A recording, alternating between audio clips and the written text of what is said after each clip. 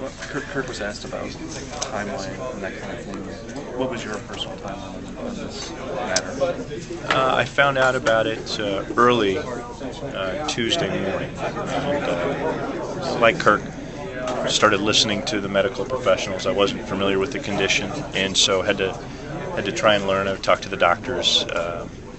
The first news that I learned, which was good, and that was that they were safe, they were stable, and that it just wasn't known how long the recovery period would be. But that was when I first learned about it, and then was on the phone most of the day, just back and forth.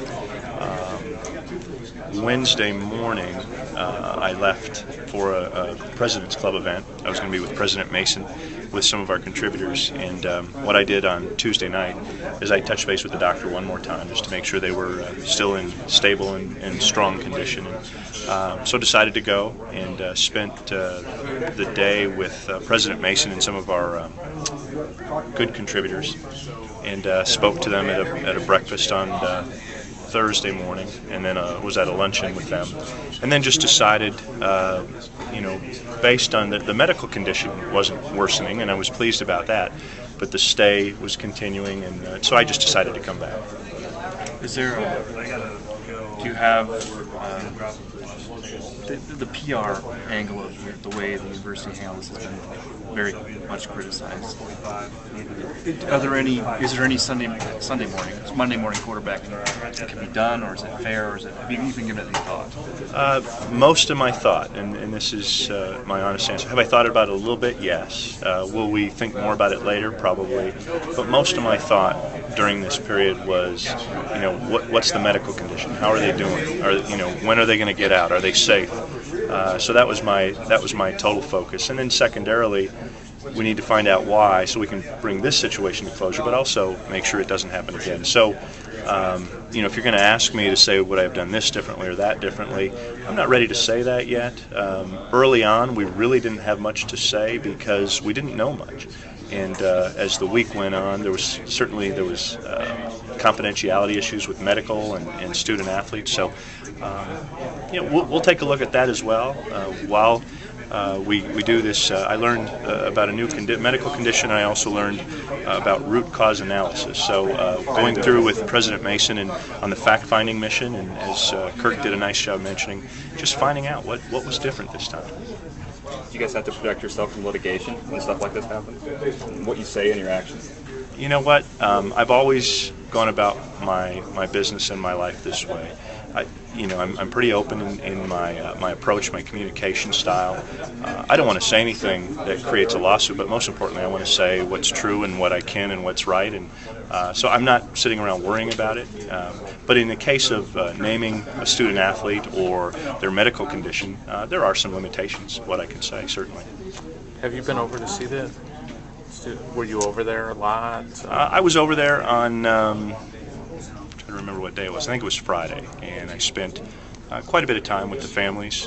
I didn't visit specifically with student athletes. I spent my time with the families. I knew that Kirk had been with the student athletes every day, and the staff had been with them. So that's the day I was over there. Did you get the angry response from them? I got all sorts of emotions. I haven't had a son on the football team in the hospital, but I have kids, and so what I went over there to do was listen. Kirk had been there a couple of nights before me, and so I knew that they were concerned about their sons, and I knew that they had some concerns, so I listened. But I think they were glad I came, and I was glad I went over there. Do you feel that the way the university handled it opened you up to criticism? I guess the communication part of things, and even beyond the HIPAA, just being there and that kind of thing. As a leader, I know I'm always open to criticism. Every day I get emails or phone calls or notes saying I should have done this, I didn't do that, why did I do this? So it's expected. And then when it's a concerning issue and it's a medical issue and it's unique in that there were 13 student athletes in the hospital, I'm used to criticism. Did I open myself up to it? Again, if trying to make sure that their medical condition was in good care, trying to make sure that they had what they needed, working with Kirk to make sure that they were, that we were communicating with the family. If I, am criticized for doing that instead of standing before the media at that time, I guess I'll just have to take it. I'm not downplaying communicating with the public or the media, but most important to me was communicating with the student athletes and the families. And I think we did a nice job of that. As Kirk mentioned, there might have been one point where he might have decided to come back a day earlier, but overall, I know they were communicated well with the families, heard from the doctors right away, and so that's kind of how the process went. Do you think anything could have prevented the program from getting dragged through the mud like that on a national level? If I knew ahead of time, we would have tried it, probably, if we could have. I don't know. I think the world has changed. I really do. In going through the rumors that occurred around one of our student athletes prior to the holidays, and the rumors that exploded in that situation, I know that social media is much more active, and then that carries over into the traditional media. I haven't pinpointed one thing I could have done to stop this, or Kirk could have done to stop it, but we'll evaluate it after the fact. But first and foremost, let's evaluate the medical situation and what happened there. Is there anything that you've thought about as far as dealing with that stuff going forward when that time does come, that you can, focus on that sort of thing? On the communication Yeah. side, I never want the university to get negative public publicity, and so if there is some way that we can avoid it, if anybody has any suggestions, we'll certainly take it. And I think we do a good job of saying what we can, of being open and honest when we can. I know sometimes it's not as quick as some people would like, and maybe that's gotten worse over time because of today's media situation, social media. But I'm still going to focus on what is it we need to do, what's most important, where are we going to spend our time, and then when we can, then we'll try to communicate with the media. Whose idea was the first press release? Because I think maybe that's where everybody kind of got confused what was going on. Confusion because what was the confusion?